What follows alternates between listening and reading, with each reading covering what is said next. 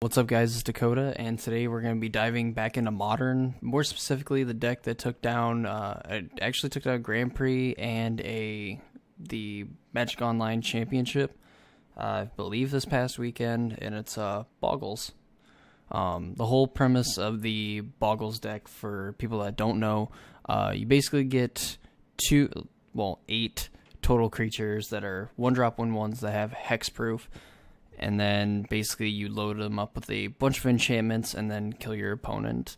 So going over like the creatures and everything, obviously hexproof, started to deal with in Modern. You just basically like sacrificing a creature is the most efficient way of trying to deal with these. But what makes this deck so good at it is that it has two different ways of dealing with if you manage to actually kill these guys. So one of them, if they have a fetch land, which is probably the most fun way, if they have a green fetch, they can actually fetch up Dryad Arbor, and sacrificing Dryad Arbor to whatever effect, like to Liliana minus, or a Bless of the Alliance is attacking. So really just like Liliana. Liliana is probably the most popular one anyway, so this one's actually perfect. Just play a Dryad Arbor and sacrifice the Arbor and keep your enchanted up Boggle alive. Another way is cards like Hyena Umbra and Spider Umbra have the ability Totem Armor, which is if the creature would be destroyed, instead you remove that aura from it and remove all damage from it.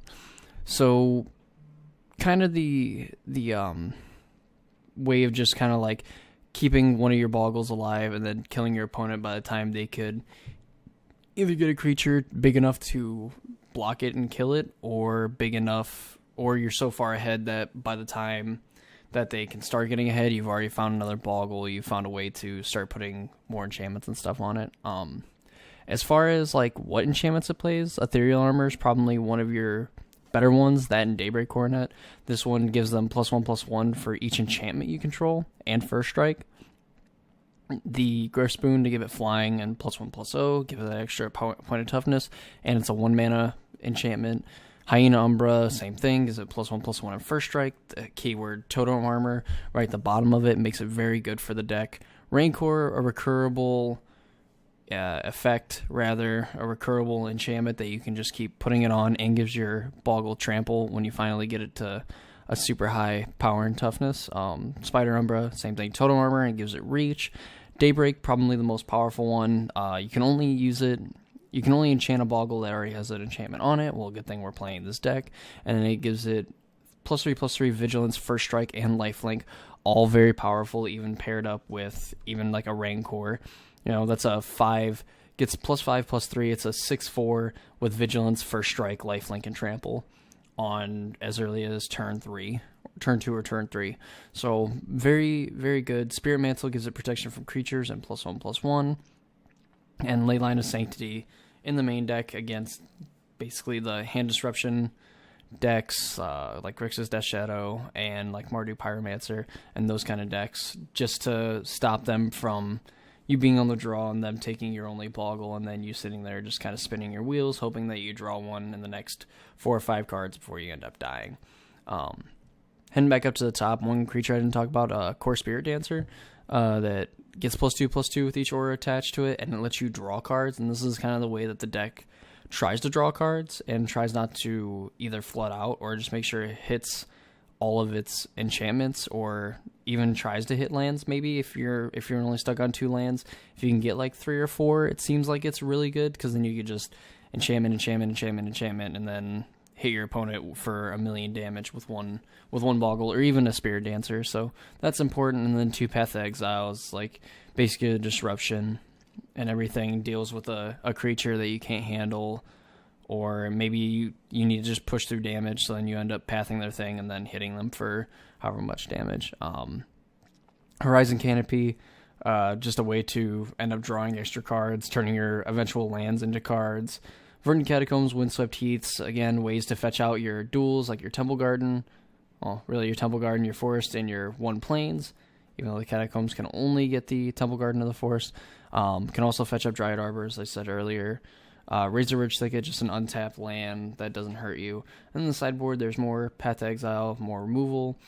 Dramoka's Command, definitely really good that you can either prevent all damage from an instant or sorcery, like a burn spell, or even a Deflecting Palm, and then either having your creatures fight or even making them bigger doesn't seem very bad. Aethersworn Canonist and Gaddock Teeg for the Storm matchups, and any of the spell-based combo decks. Rest in Peace, again, like another Storm card. Graveyard decks, very good. Stony Silence, Affinity, Tron, the like, Seal of Primordium, more Tron decks, and that's essentially the Bogles deck in a nutshell.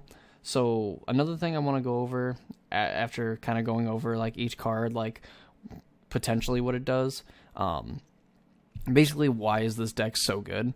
Looking at it objectively, kind of like you look at the Tron decks and like the other linear decks in the format, this deck only needs one threat and it can win the game. So basically, cards like Liliana don't come down until turn 3. Even if you're on the play, they've gotten their second turn, they've already played their Boggle, they play a few enchantments, they hit you for a bunch of damage, you're already behind, you've probably already fetched a few times, so there's a very real chance that you're already at 10 life and you're spending your turn like taking them off of their Boggle after they've already put a Totem Armor on it. So then you basically Midas your Liliana to trade with their Aura and to still lose your Liliana to this Boggle because they can still put a bunch of enchantments on it. Not to mention if they start out with Leyline of Sanctity on the board, already like burn kind of is like, oh, well, I don't have anything really to deal with this. Usually they don't in the main deck anyway. Other discard decks just have nothing against it. You can't disrupt them, which makes it really powerful. And just the fact that as soon as they get one threat on the board and you can't deal with it, the game's essentially over. Like if you only have your creature removal, then you need to find a creature big enough. The problem is Boggles can usually get their guy up to an insane power and toughness to where it doesn't even matter how big your creature could get. This thing is just going to get impossibly bigger. And then also with the lifelink enchantments on especially Daybreak Coronet, and I really think that's it. Probably Daybreak is the only one. It seems like they always like find a way to gain life. Basically with Daybreak, as soon as they get that on, it's almost kind of a game over unless they just put on like another enchantment. Then there's a way that you could kill the enchantment, Daybreak falls off, and you're safe from there. But usually they end up having like 3-4 enchantments already stacked on top of it, so getting rid of one of them doesn't really do much. But like Daybreak is the card that can make or break games because it allows the Boggles deck to race, even when it's not necessarily winning a race if it didn't have it. So that's kind of the big thing. It's definitely a deck that can race and can turn any game that seems like it's going to be grindy into just a race, especially if you don't have any lifelink threats or any way to gain life, and this thing is just Raincored and Spirit Mantled and Daybreaked up. It's almost impossible to try to win. So kind of ways to go about beating it, trying to be faster than it, and hoping that they don't have Leyline is probably a good thing. They only play 3 Leylines in the deck, and sometimes like those hands might be keepable and kind of like an advantage for it. I imagine that the hands are more keepable if you have a Leyline of Sanctity and you know your matchup and you know who you're playing against. Probably going in blind, they won't keep a Leyline of Sanctity hand if it's just lands and enchantments, no Boggles, and a Leyline. But that's probably where you're kind of best at for the matchup, is just hope that if they manage to get a Boggle, that you can hope that they miss on their Totem Armor cards, and then you can just Edict away the Boggle, and then they just kind of sit there and wonder what the heck's going on, or try to figure out a game plan from the fact that they don't have any ways to get other hexproof threats into play, and hope that you can just go from there and try to win the game. So basically, Boggles is probably becoming one of the better decks in the format, even though I think it's not really a gimmick. It's not like how Death Shadow was like 2 years ago, I believe, almost 2 years ago, when people thought, oh, it's just a joke, no one's actually going to play this deck, a deck that kills yourself, haha. Well, while this deck doesn't necessarily kill itself, it's the fact that it can just play a hexproof threat, and one of the most important mechanics on a 1/1 creature that can just eventually take over the game with just a ton of auras attached to it, and then hitting your opponent for 1,000,000 damage on turn 3 or turn 4, or hitting you for 1,000,000 damage on turn 3 and turn 4. And that's really all I want to go over with this. Really, I kind of want to talk about the deck because it's been putting up a lot of results. I really like the Bogles deck. I think the deck is super cool. I like watching people play it because it looks like it's a lot of fun for the person playing it, but it's not a lot of fun if you're the person on the other side. And I'll be kind of doing this every once in a while, probably going over a deck every other week, just seeing whatever puts up results and kind of going over it and seeing what's going on. Really just to kind of help out like aspiring people that want to get into Modern, maybe get them interested in a deck that they might want to play. If you want to find any other decks for Modern or any other format, the website I'm obviously using is MTG Goldfish, so check it out.